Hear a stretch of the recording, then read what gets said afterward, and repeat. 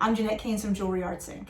In this video, I'm going to show you how to use the unsetting tool, which is part of my master setting tool set, to take a really nice plump sapphire out of its setting so that both the setting and the stone are both undamaged and ready to be used again. Look at this sexy sapphire.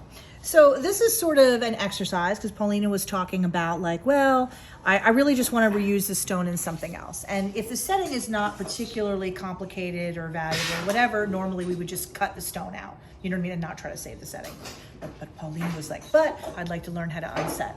Unsetting is one of those techniques that you never want to do it. No one wants to learn how to do it, but it's really good to know because we all need it sometimes, you know? So I've got the unsetting tool from my master setting tool set. Insert plug here. Basically all it really is, it's a very highly polished little wedge. And what we were talking about before, so I'm gonna put it in the engraving ball because that makes my life a little easier. You're gonna look at your bezel and you're gonna find the spot that's the least tight. No matter how good of a job you do, there's always one spot that's very slightly not so great, and that's gonna be our area of attack. And what I was also saying is you don't want to open up multiple areas. What you want to do is get the tool in one little spot and then scooch to the side. If you have the urge to leave that and go open another area, that's the devil talking, don't do it. Because basically the area of like entry where this tool goes in is the spot that it's going to get distorted the most. Do you know what I'm saying? So you only want one. You don't want multiple ones around. Okay? So I'm gonna look at this and I feel like right here, I see a tiny little space between the stone and the bezel. I mean, again, it's not much at all. That's a normal setting. You did a great job with your setting. I'm not criticizing. I'm just saying like, that's our spot. Okay, so I'm gonna take this. I usually just put my finger right on top and you see how this has this little like curved shape? Because basically the stone is gonna fit in that area. That's why it's a little bit curved there, okay? And I was also saying before, whatever amount of force you're imagining you're going to use, you're gonna cut that by 1,000,000,000 because you're trying to just use this very highly polished wedge to just get it between the bezel and the stone, and then we'll start scooching to the side. The scooching to the side is not super hard to do. It's getting the opening, okay?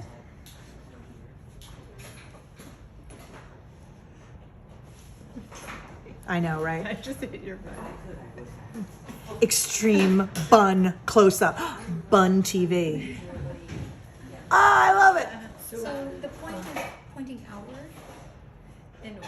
Inward? Yes. Like the hook.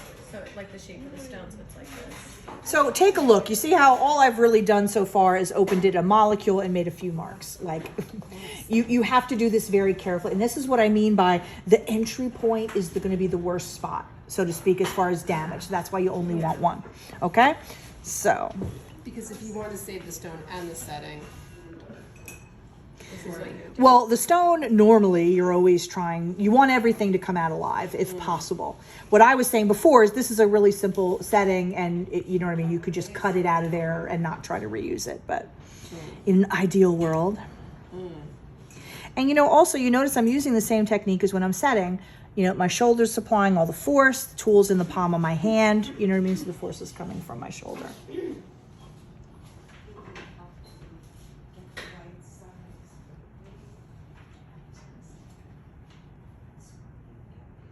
And I'm not going to lie to you. Sometimes I have to get under the magnifier to see, because all I need is one little opening.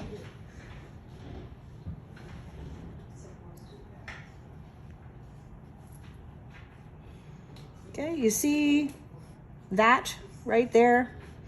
It begins. I'm going to move for a second after she's done recording that, let you take a look. Literally now what we have is the tiniest, a slightly bigger, tiny little gap between the stone and the bezel. Come and just take a look at it, and then that's where I'm going to put the tips. Get this in here.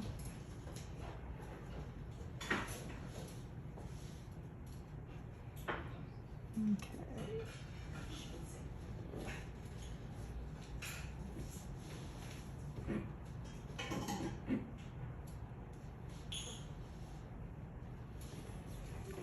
Okay.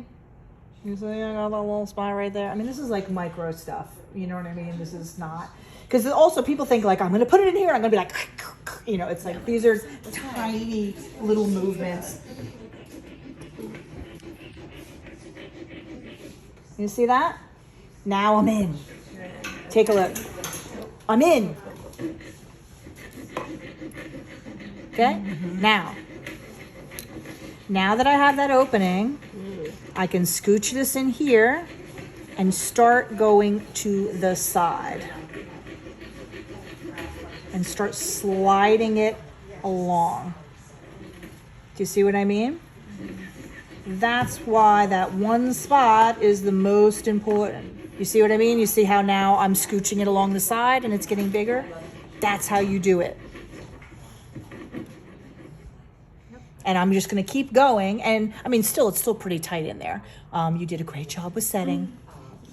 And honestly, as I'm going, I'm going to have a big piece of wax here. I'm going to start pulling, because you don't want to open this whole thing up as much as humanly possible. You honestly want to just get it open enough that you can yank the stone out. Okay? But so you see, I'm going to put my tool in there. You see what I mean? And keep moving from the side.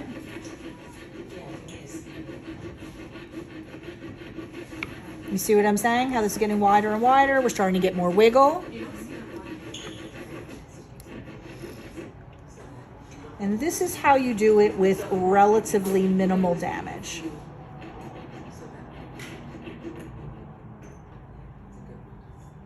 So you could feasibly reuse it. Yeah, because ideally you're trying to always do it so that you could reuse it. Do you know what I mean? Mm-hmm.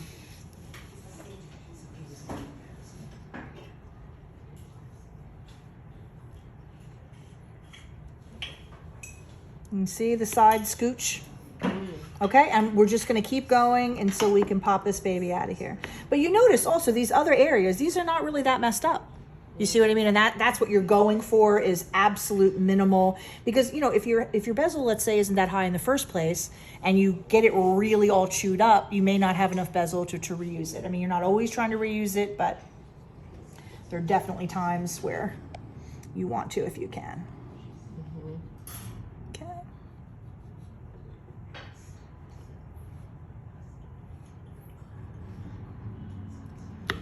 See what I mean? Okay, so we're just going to keep going until, and I keep checking it, and like I said, I'm going to... Oh, there she goes. The end. Surprise ending. But you see what I'm saying? So now, if you look at the damage to the bezel, it's actually very minimal. You know what I mean? You'll be able to sand that off of there with like 0.5 millimeter removal, and then you're back in business if you wanted to reuse this. Okay? That's why, by the way, because I used to just make these by hand for students, because you need a very highly polished, very small little wedge. You know, if you use something that makes a lot of bite marks, you're screwed. Which is why, insert plug here, my tools are the fucking best. Well, I'm so glad I bought them. Because here's the thing, you're not going to use this every day. You're going to hope that you almost never have to use it. But the day will come, you do need to use it. That's why you want to have it. Okay? So, and also you can just, I'll let Alexis take a close-up of that. Like, that bezel is going to require very little to get that back to life. And the stone is fine. So this is the best of both worlds. Yeah, best of the worst. Yes, exactly. So here we have one beautiful undamaged stone and one very minimally damaged bezel that just needs a little sanding. So that's really what you're going for when you're unsetting. You want everyone to live to tell the tale.